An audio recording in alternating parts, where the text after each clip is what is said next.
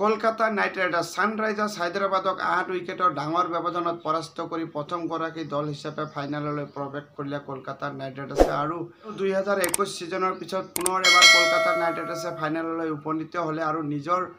IPL ইতিহাসৰ চতুৰ্থবাৰৰ কাৰণে কলকাতা নাইট ৰাইডাৰ্ছে ফাইনেললৈ উপনীত হ'লে মেচখনত কলকাতা নাইট ৰাইডাৰ্ছে একতৰফীয়াভাৱে সানৰাইজাৰ্স হায়দৰাবাদক পৰাস্ত কৰিলে আৰু সানৰাইজাৰ্স হায়দৰাবাদে তাজপাতৰ দৰে খহি পৰিলে আৰু যিদিনাখন সানৰাইজাৰ্স হায়দৰাবাদে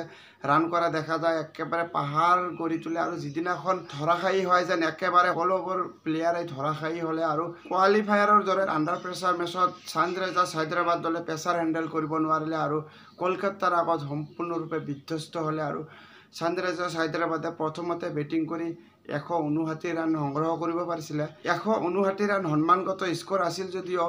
কোৱালিফায়াৰৰ দৰে ডাঙৰ ষ্টেজত এই স্কোৰ যেন অতি কম আছিলে আৰু প্ৰথম পাৱাৰ প্লেৰ ভিতৰতে যি ধৰণেৰে উইকেট হেৰুৱাইছিল সানৰাইজাৰ্স হায়দৰাবাদে আৰু তেতিয়াৰে পৰাই যেন সানৰাইজাৰ্স হায়দৰাবাদে সম্পূৰ্ণৰূপে মেচৰ পৰা ওলাই গৈছিলে আৰু কলকাতাৰ হৈ মিচেল ষ্টাৰ্কে যি পাৰফৰ্মেন্স কৰিছিলে সেয়া আউটষ্টেণ্ডিং আছিলে আৰু মিচেল ষ্টাৰ্কক 25 কৰোৰ টকাত যেতিয়া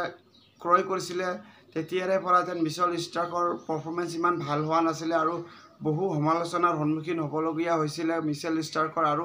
ডাঙৰ খেলুৱৈ যেন ডাঙৰ মেচতে উভতি আহে পুনৰ এবাৰ প্ৰমাণ কৰি দেখুৱালে মিচেল ষ্টাৰ্কে আৰু মিচেল ষ্টাৰ্কৰ যি এবিলিটি তাৰ কোনো প্ৰমাণ কৰিবলৈ প্ৰয়োজন নাই আৰু যিকোনো মুহূৰ্ততে যে ঘূৰি আহিব পাৰে ষ্টাৰ্ক আৰু সেই পুৰণা ষ্টাৰ্কক দেখা গ'ল আৰু প্ৰথম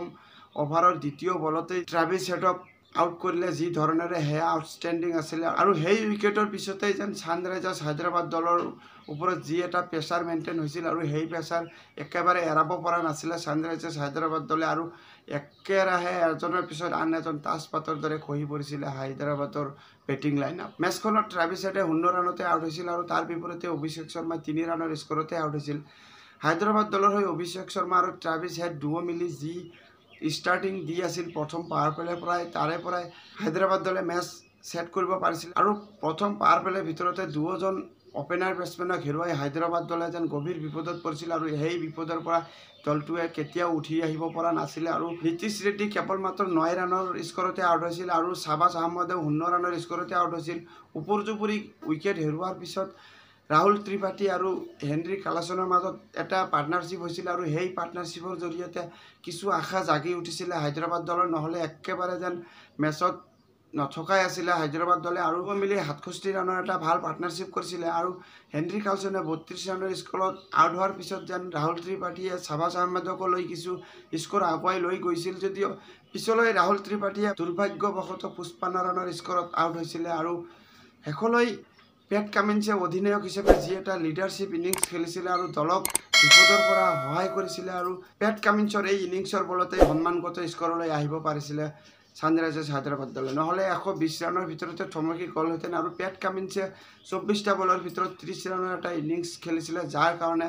সন্মানগত স্কোৰলৈ আহিব পাৰিছিলে হায়দৰাবাদ দলে আৰু কলকাতা নাইট ৰাইডাৰ্ছৰ হৈ মিচেল ষ্টাৰ্কে 3টা গুৰুত্বপূৰ্ণ উইকেট লৈ প্ৰথমৰে পৰা ব্ৰেক থ্ৰু দি আছিল যাৰ কাৰণে প্ৰথমৰে পৰা বেকফুটলৈ যাবলগীয়া হৈছিল হায়দৰাবাদ দলৰ তাৰোপৰি বৰুণ চক্ৰৱৰ্তীয়ে মিডিল অভাৰত যি ধৰণৰ প্ৰেছাৰ মেইনটেইন কৰি ৰাখিছিল হায়দৰাবাদ দলৰ বেটাৰসকলক সেয়া প্ৰশংসনীয় আছিল আৰু বৰুণ চক্ৰৱৰ্তীয়ে নিজৰ স্পেলত কেৱল মাত্ৰ 26 ৰান বাই কৰি দুটা গুৰুত্বপূৰ্ণ উইকেট লৈছিল তাৰোপৰি বৈভৱ আৰোৰা হৰ্ষিত ৰাণা আন্দ্ৰে ৰুছেল আৰু সুনীল নাৰায়ণেও মিলি উইকেট লোৱাত যি পাৰ্টনাৰশ্বিপ কৰিব লাগে সেই কাৰ্যত যেন যথেষ্ট ভূমিকা গ্ৰহণ কৰা দেখা গৈছিল আৰু উপৰ্যুপৰি ব্ৰেক থ্ৰু দি আছিল কলকাতা দলৰ হৈ বলাৰসকলে পিছলৈ 160 ৰানৰ লক্ষ্য আগত লৈ কলকাতাৰ ওপেনাৰ বেটসমেনসকলে ভাল আৰম্ভণি কৰিছিলে সিজনত প্ৰথমখন মেচ খেলিবলৈ নামিছিল ৰহমতুল্লাহ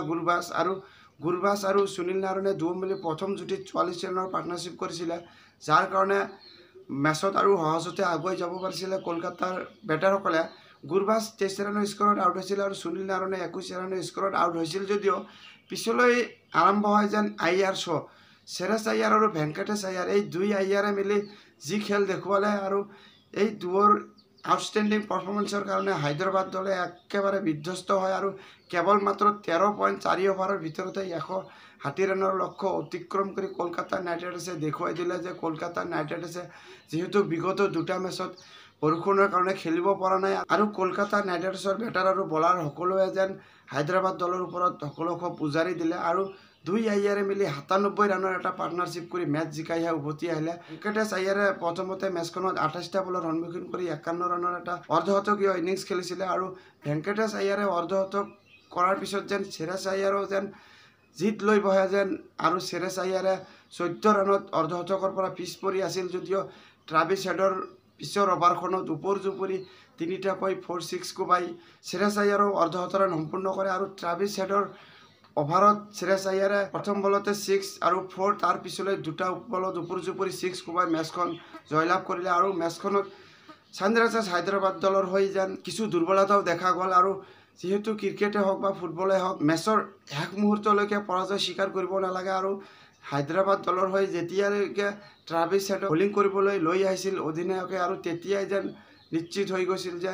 মেচখনত কলকাতা নাইট ৰাইডাৰ্ছে জয়লাভ কৰিব যদিও ছানৰাইজাৰ্ছ হায়দৰাবাদ দলে যেন আগতেই পৰাজয় স্বীকাৰ কৰিছে সেয়া নিশ্চিত হৈ গৈছিলে আৰু কলকাতা নাইট ৰাইডাৰ্ছৰ বেটাৰ আৰু বলাৰ উভয় পক্ষে ভাল প্ৰদৰ্শন কৰাৰ কাৰণে মেচখনত 8 উইকেটৰ ব্যৱধানত ডাঙৰ জয়লাভ কৰি প্ৰথম দল হিচাপে ফাইনেললৈ প্ৰৱেশ কৰিলে। চাবলগীয়া বিষয় হ'ব ছানৰাইজাৰ্ছ হায়দৰাবাদ দলে আজিৰ মেচখনত যিদৰে পৰাজয় বৰণ কৰিছে আৰু বেংগালোৰ আৰু ৰাজস্থান ৰয়েলছৰ মাজৰ মেচখনত বিজয়ী দলৰ সৈতে মুখামুখি কৰিব লাগিব কোৱালিফায়াৰ 2ত আৰু সেই কোৱালিফায়াৰ 2 মেচখনত হায়দৰাবাদ দলে কামবেক কৰিব পাৰিবনে নাই সেয়া চাবলগীয়া বিষয় হ'ব। আজিলৈ ইমানেই আছিল। ভিডিঅ'খন চাই ভাল পালে লাইক আৰু ছাবস্ক্ৰাইব কৰিব। ধন্যবাদ।